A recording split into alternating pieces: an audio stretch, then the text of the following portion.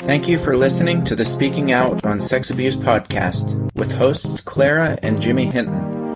If you're new to the podcast, please subscribe and share so you will never miss an episode. Android users can find us and subscribe on your Play Music app. Apple users can find us and subscribe on Apple Podcasts. You can find us on Stitcher. You can follow us on Spreaker. And you can find the podcasts on jimmyhinton.org or findingahealingplace.com. Please rate our show, subscribe, and share so that we can spread the word. Let's get into the show. All right, thank you for tuning in this week to our podcast, the Speaking Out on Sex Abuse podcast. Hello, everybody. Hello, everyone. All right, we're going to do something a little different this week because we just like to mix it up. We're crazy like that. I have this a letter that's in front of me that is a proposal for somebody to work with youth at a congregation. And since the subject at hand for this podcast is child sexual abuse, we thought it would be good to share this letter with you.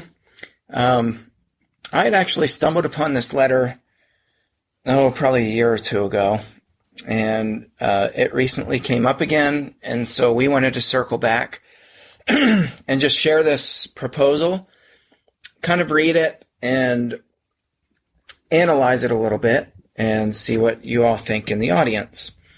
So I'm just going to jump right in and read this letter. Dear Christian family, I am firmly persuaded that the church's youth is perhaps her greatest asset and one that is normally not being properly nourished.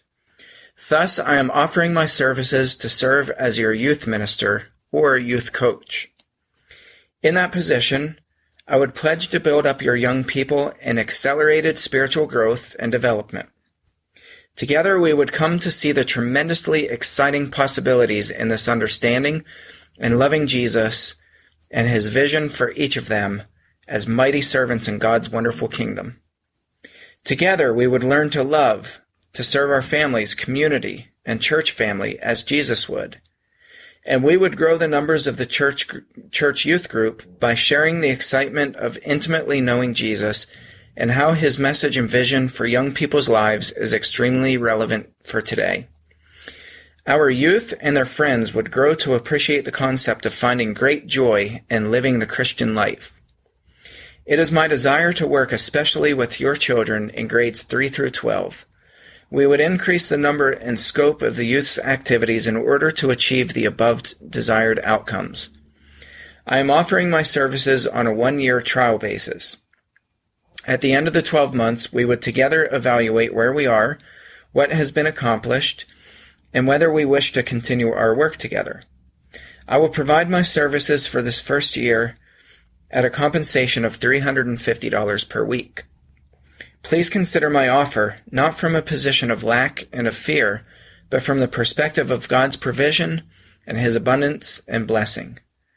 His resources are beyond our small faith, and consider this opportunity in a spirit of much prayer and unity. And I'm also available should you desire to meet with me to discuss specific aspects of what I propose to do to positively impact your children prior to your making your decision. If you elect to use my services, this must in no way negatively impact your plans to provide then gives the preacher's name, with medical insurance and other increases in his compensation for his services as your minister. As I need to know the church's intentions concerning this offer of my services, I give you 2 weeks from today to reply with your decision. It is intended to be a one-time offer. Should you decide not to accept my offer, I will have to be seeking in earnest another church with which to minister. And of course, I will continue to worship with you as often as I am able. Thank you for your gracious consideration of this offer and for your continued love and fellowship. I do truly love you all. With warmest regards, and then it gives the applicant's name. So we wanted to share this and just kind of think through this a little bit, because on the surface, it sounds like a pretty warm, heartfelt letter and a plea to this congregation to be able to help with their kids and help minister to them and help them in their spiritual maturity, to help them grow and expand, et cetera, et cetera. Now I'm going to give a little bit more context, because I was actually part of a leadership group that received that letter, so I was one of the people who was making a decision on whether to hire this person. And this was before my dad was arrested, before we knew he was an abuser. And so we didn't have much context with that. So I didn't know anything about child abusers. I didn't know, what do you look for in a letter? Is this a letter that would alarm people? Mm-hmm. Is there anything in here? Are there any indicators? Because I get asked that question a lot. Actually, today I had probably 5 or 6 people ask me that question. Can you give me some indicators? Give me some tips for what to look for. As we hire people within our church, what are questions that we need to ask? What are some things that we need to look out for? Are there any indicators that somebody might be a child molester? And those are super, super important questions, great questions. And as someone who is in a position to do hiring of personnel, it's critical that we listen to the words that we're going to share with you today, because there are indicators, there are hints, there are things we can pick out of a letter such as this that will shine some light on maybe a more sincere intent than what was shown, what is initially shown in a letter like this. Yeah, so I'll give just a little bit more context to this, and I will say that this person was rejected. The offer was shot down, though it wasn't because there were any concerns that this might be an unsafe person around kids. It was a totally different reason. The biggest reason was mostly financial. The church that I was at the time, it was small, didn't have a great budget, and just wasn't really feasible financially to come up with $350 per week. Would have stretched the budget pretty thin. So that was the primary reason. The other was we just didn't really have a need for somebody. We didn't have enough kids to really justify hiring somebody even as a part-time youth minister. So ultimately, the offer was rejected, and this person did continue to go to church, like they said in the letter, and all was good until 4 years later, whenever somebody showed up in my office and was alleging that they had been abused by this applicant. So in case you haven't figured it out, the applicant for this position was none other than my own father. So I think that is important for people to realize, because we had no clue. This letter was written in 2007. Let's see, it was dated October, I think. Is that right? Yeah, October, the end of October 25th, 2007. I was actually not the minister at the time. Another friend of mine was, who I met at seminary. He was the full-time minister. My wife and I had moved up here to Somerset just as a transition. So I actually didn't move up here to become the minister. We moved up here because we were just ready to get out of Arkansas. We didn't like the heat. We were ready. We were ready to move. And we didn't have a clue where we wanted to live and where we were going to look for jobs. And we were ready to have you back home. So yeah, it worked out great. Well, and the other thing, ironically, you and Dad had just separated.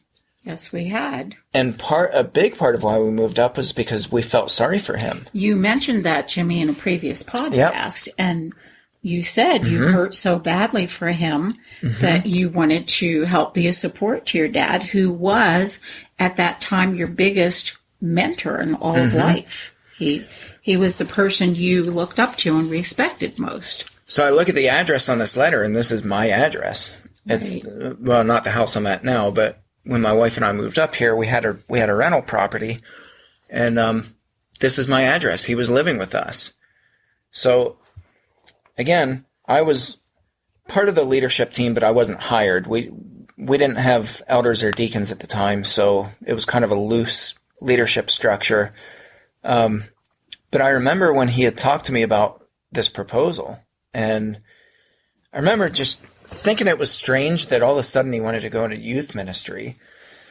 But again, I never would have thought it was because he wanted to gain access to kids to molest them. Now, share with people why your dad was not the minister at this point in time with the church where you are now ministering and where he had ministered for some previous 30 years. Yeah, that's right. So this is all the same church. My dad was the minister for 27 years, on and off. Almost a full 30 years, right. So then I moved away. I went to college. I went to grad school. They had a couple other ministers in between.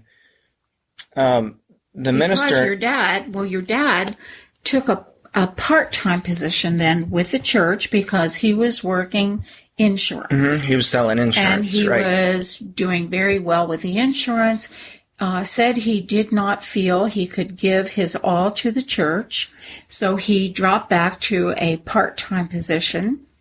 And highly recommended, actually, that the church hire someone in a full-time position.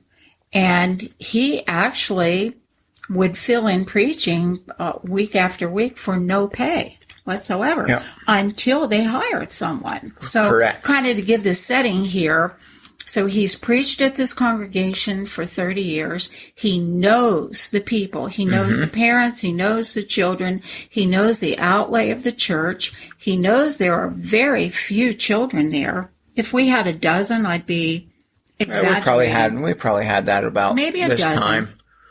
But it wasn't like there was this massive need for a church youth leader. Yeah, we just couldn't justify it. There was no reason for that'll it. help people to understand more the context of this letter, and why, when we pick out certain phrases, why they mean so much to us now and why we overlooked them then. Yeah. So to give a little timeline, this letter was written in 2007.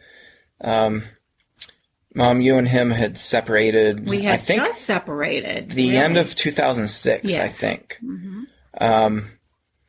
And so again, my wife and I felt bad because, of course, you got to keep the house, and he played us kids pretty hard, and the house was my all of a gift, sudden by he was the way, with he was the mortgage, homeless. and all he said was, "Take the house; it's yours."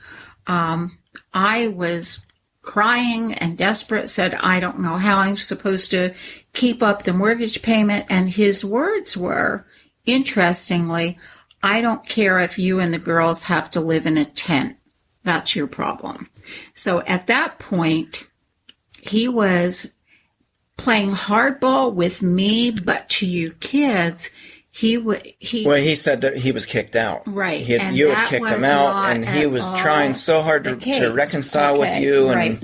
That was not the case, but which the kids found out later. But correct. Okay. So this letter was written in 2007, in October. 2 years later, in June of 2009, I was hired on as the full-time minister. 2 years later, in July of 2011, the allegations were brought to myself and to you that this young adult had been sexually abused when she was a minor. Right. So to give you a little bit of a timeline, that'll help. I think that helps give a little more context to this. Yeah. So this letter, again, nothing about this letter when he presented this proposal made any of us think, gee, I wonder if he would be an unsafe person around kids. That wasn't the issue. We never thought that. It wasn't even on our radar. Now, in hindsight, I look back, and this letter is just oozing with manipulative phrases. And so I think it would pay for us to analyze this just for a few minutes and point out some things, because to answer that question, are there things that we should look for when we hire someone?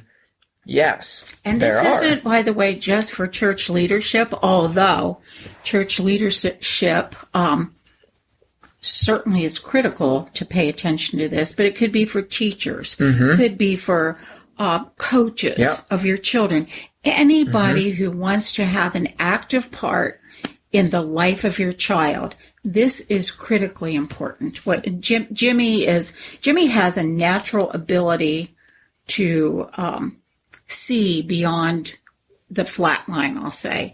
Jimmy can see in depth. And the wisdom he's going to share, or that we will share with you, I think is invaluable. I just wish I would have seen it then. Well, you were not educated in the world of child sex abuse. But I will say the one thing that I did know, I knew whenever I read this letter back in 2007, that it just felt manipulative. Well, right. I didn't know why. I didn't know what about the letter felt manipulative, but it just didn't feel right. So I'm going to share some things that he was doing here that are very pure, not pure as in, pure and clean, innocent, pure as in absolute concrete techniques that he's embedded into this letter. And I started noticing these patterns in letters that I would receive from prison, that this same pattern is evident in every letter when he wants something. When he wants something, there's a very clear pattern. So the first, it's this building up of other people. And I'm not talking like being an encourager. I'm talking over the top, using bizarre language. Like, for example, in one of the letters that he wrote from me from prison, I knew what the end of the letter was going to be before I ever got there because of what he was writing in the beginning. And it started off, "My dearest son whom I love." I'm like, he has never used that language before in his life. Don't give me this crap. Yeah. That's what, so it's this over the top, bizarre language that's not typical for that person, and it's not natural. So listen to how this starts out. For him. "Dear Christian family," all right, "I am firmly persuaded that the church's youth is perhaps her greatest asset and one that is normally not being properly nourished." I'm like, give me a break. When I read that, did he ever talk like this? Never. No, never. That's not his wording. He's just laying it on so thick. He did. He's laying it on so thick. He wanted that job working with the kids. So, but then listen to the language, because this is the language shifts to first person plural. Okay, so at first it's, I'm firmly persuaded that the church's youth, perhaps her greatest, so it's third person. It's perhaps her greatest asset and one that is not normally being properly nourished. Thus, I am offering my services to serve as your youth minister or youth coach. Okay, so keep listening. In that position, I would pledge to build up your young people in accelerated spiritual growth and development.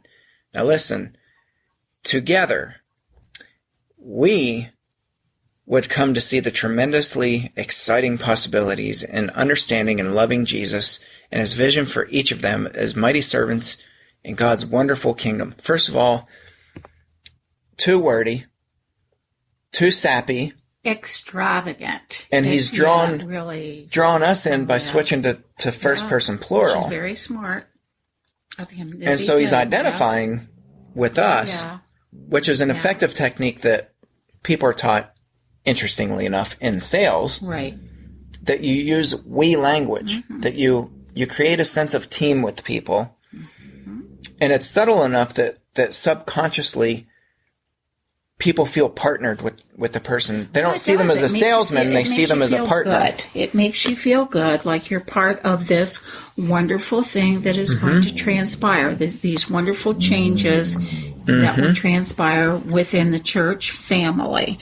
And the word of family is very intentional there.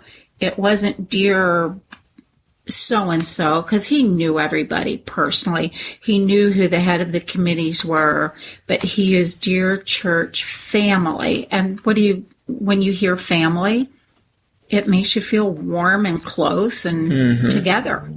So then he says, the next sentence, together we would learn to love. Well, first of all, that implies what? That we don't know, right? That we don't know how to love. Right. Interestingly, in my fruits tool that I developed, love is one of the fruits. And when you dissect it and you open it up, it's not that they profess their love for children. It's that they showcase their love for children. It's that they hold superiority over their ability to love better than other people. So even though it's subtle, he's implying that nobody can love children like he can. So together, we're going to learn how to love children. And he's going to be the teacher or the coach in doing that. He'll be the one to lead the way, to serve our families, community, and church family as Jesus would.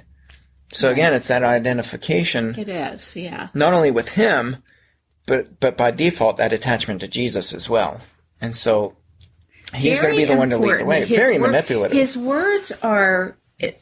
you can best believe that he went over the wording of this many times over. In fact, he emailed that letter to me. Now, keep in mind, we're separated, and I was supposed to be this terrible person, but he emailed that to me to proofread, to make sure that all the words, that it was worded properly, that it sounded great. I won't tell you what I responded with, but... Jimmy, keep going on. I think it's so important. It's not appropriate for our audience. She's got a potty mouth. No. That's not true. No. Interjection of a little... We have to maintain our rating with this podcast, people. Oh, boy. Jimmy.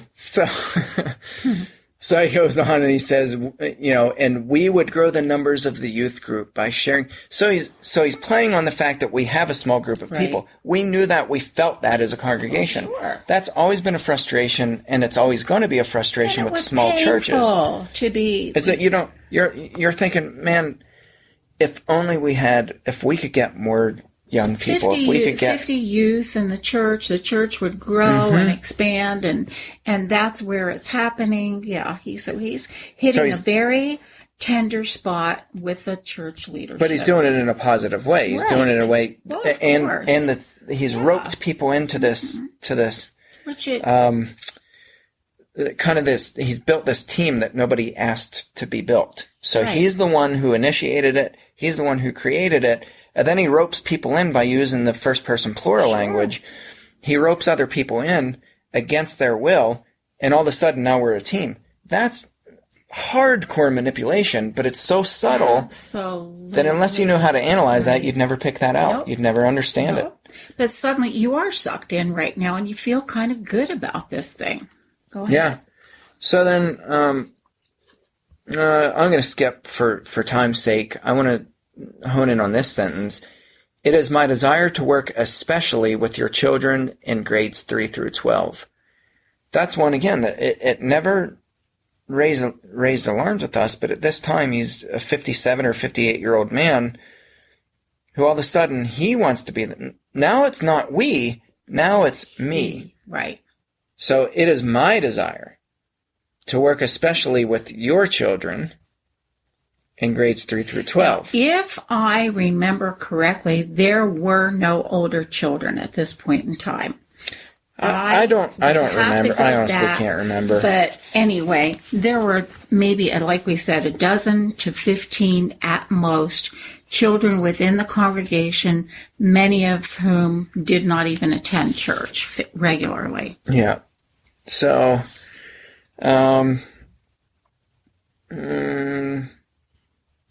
this sentence, this is one that jumped out at you. Please consider my offer not from a position of lack and of fear. Now, contextually, he's going around telling everybody that you kicked him out. Right. He just didn't understand what he did, that, you just up and made him homeless, and now he's having to live with his poor son, and they're just recently married, and he's put this extra burden on his son and his wife, which was me and Natalie. Right. And anyway, And he had lost his job with insurance. Keep in mind, he lost his insurance license due to previous problems. So he's pretty much without a job at this point. So please consider my offer not from a position of lack and of fear, but from the perspective of God's provision and his abundance and blessing. His resources are beyond our small faith.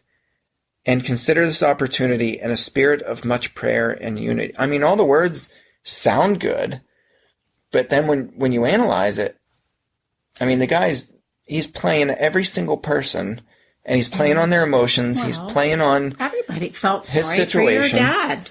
We were the family that everyone looked up to, and now this horrible wife is not living with her husband and supposedly has kicked him out, taken his home right out from under him. And his dignity too. You took it all. Yep, I took it all. So then he goes on, he says, I'm available should you desire to meet with me to discuss specific aspects, blah, blah, blah. And then I like this one. Yeah, the ultimatum. Let's give the ultimatum. As I need to know the church's intentions concerning this offer of my services, I give you 2 weeks from today to reply with you. So not only does he rope people in, and all of a sudden now we're all just this one big team that's going to do this together, but now instead of allowing them to control anything, he maintains that control, and he says, oh, and by the way, you have 2 weeks to give your final decision. And then he says, I like this. It is intended to be a one-time offer. Anybody who's in sales knows exactly what the man is doing. For sure. Because you're trained to do this. There's a book by Robert Cialdini. What's the name of the book? I don't know. I wouldn't have a clue. I'll link that in the comments section of this blog post. Robert Cialdini is the guy who wrote the book. Man, I wish I could remember the name, but I had read that at the same time that I read Stephen Macknick and Susana Martinez Conde's book, Sleights of Mind: What the Neuroscience of what the neuroscience of magic teaches us about our everyday deceptions. I'd read Robert Cialdini's book, and he infiltrated businesses by pretending to be an applicant, and so he applied for these jobs, and he went through their 1-week training course, and then he just quit, quote unquote. And so he did that to gather research and to find out, kind of behind the scenes, what people are teaching their salesmen and the manipulation tactics. So he wrote an entire book on this, and it was excellent. Okay, that's it. So it's Robert Cialdini. It's called Influence, the Psychology of Persuasion. Pretty simple title. Powerful, powerful, powerful book. So Robert Cialdini he's a PhD. I think he's a psychologist, maybe. I can't remember. Don't quote me on that. But it is an excellent book, very readable. And so he talks about all these techniques.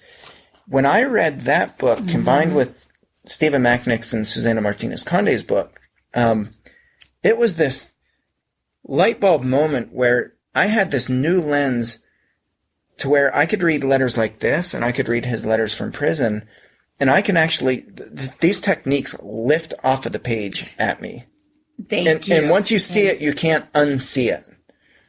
It's like there's another whole layer to this letter. With these letters that, There's a whole other layer, there's a whole other dimension. Right. And it has not only dimension, it has color. And it's kind of hard to explain it, but when I read not just this letter, but, like I said, his prison letters, and then other proposals, I've read things that other sex offenders have written. When you read this stuff, these techniques that Robert Cialdini expresses in his book, that he describes, I'm telling you, they just jump off the page at you. And you're like, I know exactly what you're doing. Right. I know exactly which technique you're using.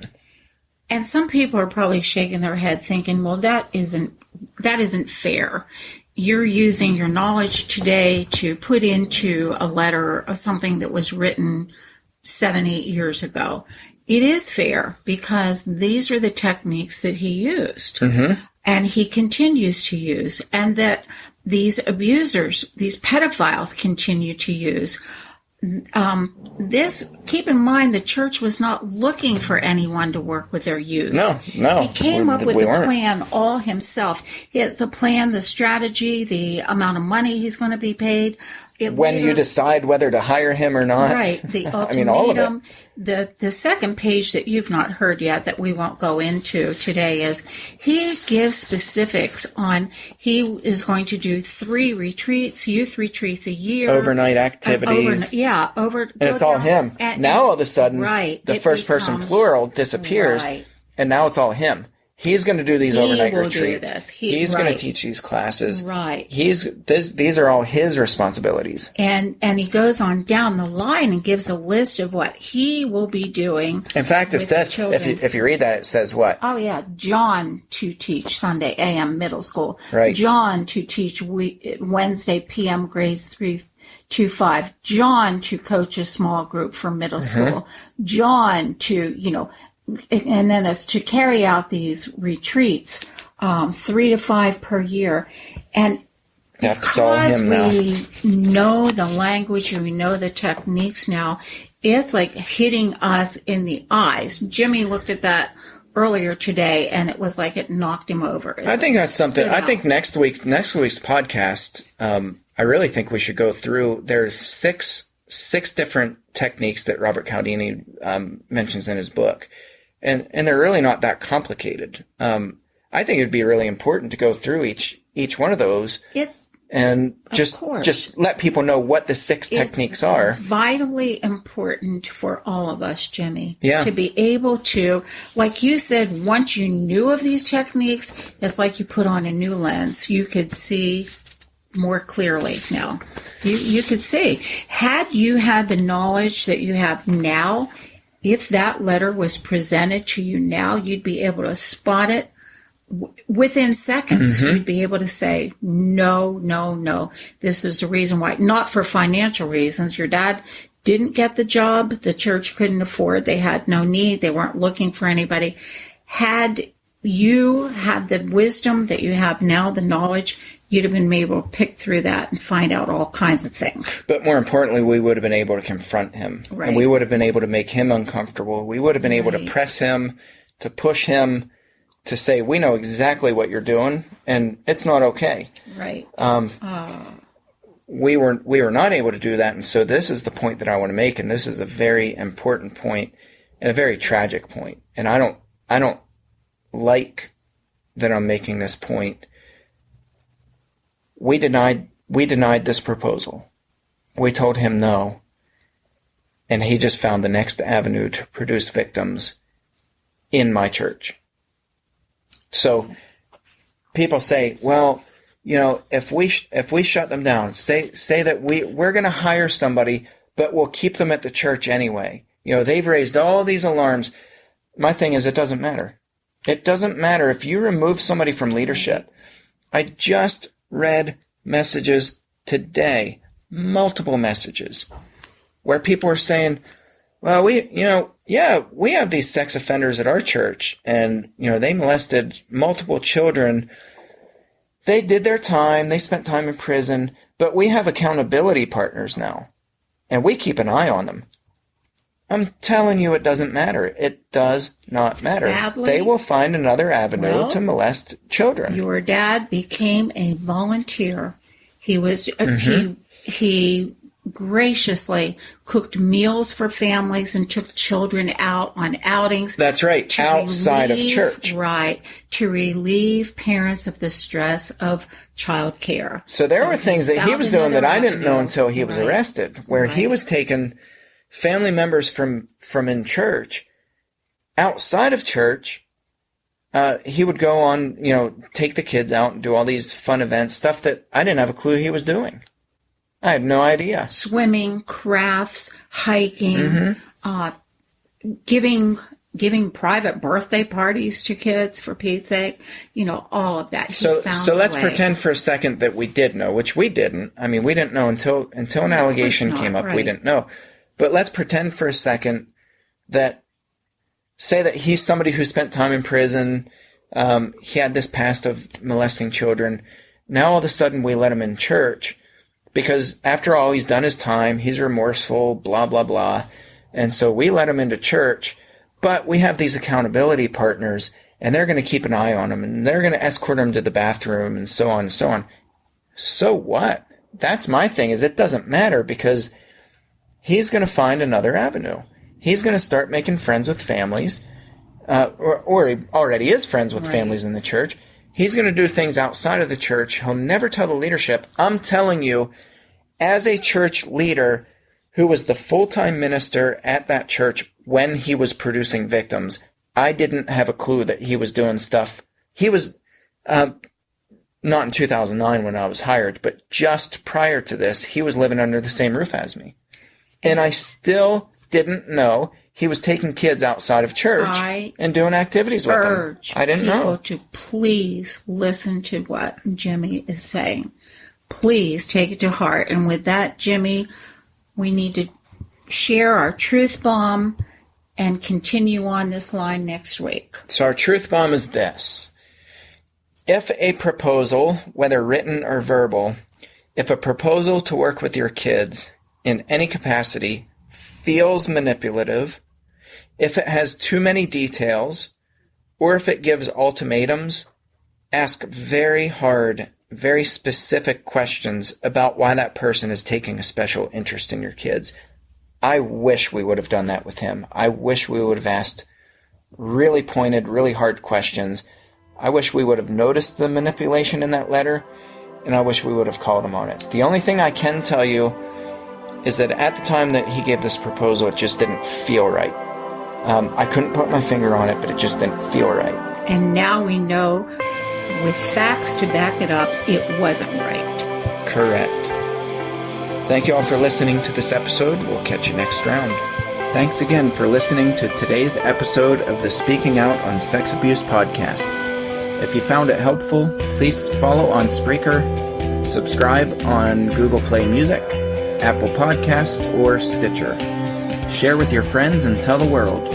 Join us in speaking out on sex abuse so we can change the tides and prevent abuse.